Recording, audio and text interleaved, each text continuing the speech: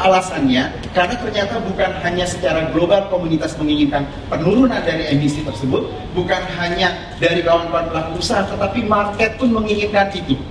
Jadi market secara global juga menginginkan, bahkan ada survei yang dilakukan oleh McKinsey bahwa dari mulai generasi Z yang paling bawah, Pak, yang paling muda sekarang, sampai dengan yang pertama, mereka sepakat willing untuk membeli produk-produk yang kontribusi karbonnya lebih rendah sekalipun lebih mahal.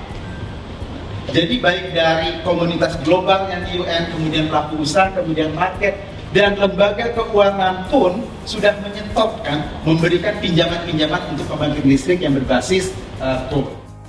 Ini adalah sinyal jika bisnis global sudah bergerak ke ekonomi sirkular dan pembangunan berkelanjutan. Pasar kini sudah meminta produk dan jasa yang lebih ramah lingkungan.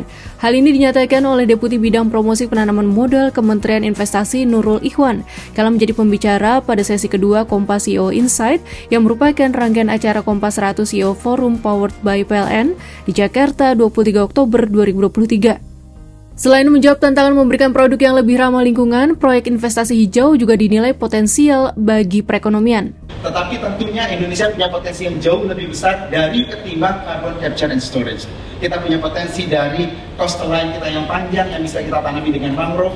Kita punya peatland terbesar kedua di seluruh dunia yang kalau kita jaga kelembapannya maka metannya tidak dirilis. Itu juga bisa kita claim dari carbon reduction-nya. Kita juga punya lahan-lahan hutan yang sudah gundul, yang harusnya ke depan bisa kita coba lakukan inovasi. Ini menjadi proyek baru bagi investasi. Kita bisa melakukan reboisasi atau penghutanan kembali dengan tanpa menggunakan APBN, tetapi ini dijadikan sebagai proyek investasi yang dibuka kepada umum. Mereka berinvestasi dengan melakukan penghutanan kembali dan mensertifikasi karbon yang terserap oleh hutan itu untuk kemudian bisa listing di dalam carbon exchange kita dan bisa meramaikan pasar karbon yang ada di Indonesia.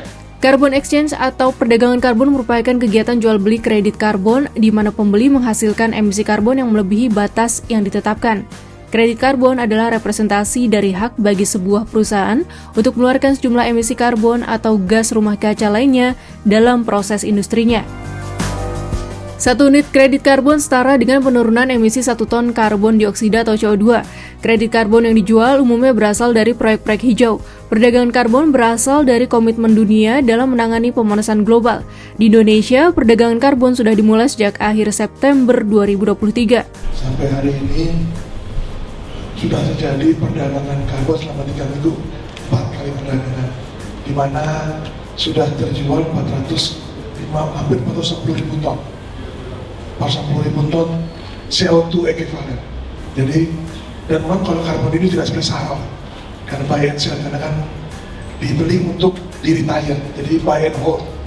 Makanya kalau kita bicara teman-teman media ketika ini di-announce, besoknya sepi. Sebenarnya bukan sepi karena dibeli and hold, nggak ditradingkan lagi. Dan kedua, memang saat ini kita baru memungkinkan perdagangannya hanya domestik, belum bisa investor internasional. Jadi baru terjadi di domestik.